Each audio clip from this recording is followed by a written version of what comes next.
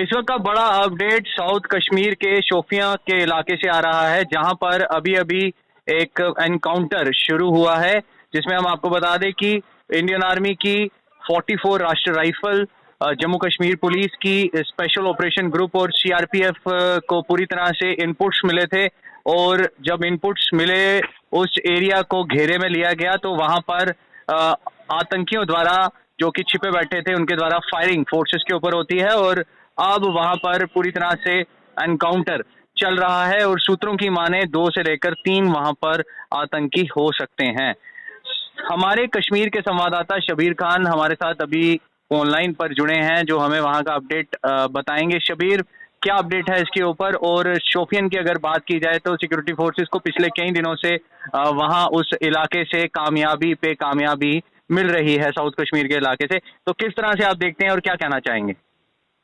और बिल्कुल सोमिल, ये जनूबी कश्मीर का जिला शोपियां का इलाका है, जहां पर सिक्योरिटी फोर्सेस और मिलिटेंटों के दरमियान एक एनकाउंटर शुरू हुआ है। बताया जा रहा है कि इसमें 2 से लेकर 3 मिलिटेंट अंदर ट्रैप हुए हैं। पूरी तफसीलात आपको बता दें, 44 RR एसओजी और सीआरपीएफ को एक मुसद्दिका इत्तला मिली थी कि इलाका, ये जान मोहल्ला का इलाका है, मैन टाउन का इलाका है, वहां पर कुछ मिलिटेंट छुपे बैठे हैं। सिक्योरिटी फोर्सेस ने इलाके को कॉर्डन में लेकर तलाशी शुरू की। तलाशी के दौरान सिक्योरिटी फोर्सेस जो ही एक मकसूद जगह पर पहुंचे, जहां छुपे बैठे मिलिटेंट्स ने सिक्योरिटी फोर्सेस पर गोलियां चलाई। सिक्योरिटी फोर्सेस ने भी जवाबी कार्रवाई की और दोनों तरफ से अभी मुठभेड़ शुरू हुई है। अभी तक इस मुठभेड़ में किसी भी जानी की खबर मासूल नहीं हुई है।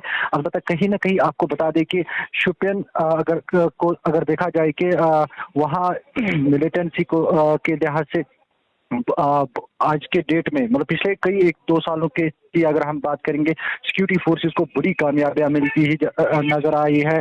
और इस साल की अगर हम बात करेंगे, इस साल में भी सिक्योरिटी फोर्सेस को वहां पे कई कामयाबियां मिली है। सुनील, आपको बता दें, साउथ कश्मीर में लगातार सिक्योरिटी फोर्सेस की जो सर्च ऑपरेशन है वो जारी रहते हैं, क्योंकि जो आम इंसान है वो आराम से अपनी जिंदगी बसर कर सके। जी सोमेल। शबीर, जिस तरह इनकाउंटर्स के बीच में तेजी देखी जा रही है, और वहीं आज नॉर्थ कश्मीर के कुपवारा के इलाके में भी एक बड़ी कामयाबी हाथ लगी है। जिस तरह पाकिस्तान नार्को टेररिज्म को भी बढ़ावा दे रहा है, जिसमें जो 9 केजी हीरोइन भी बरामद की गई है।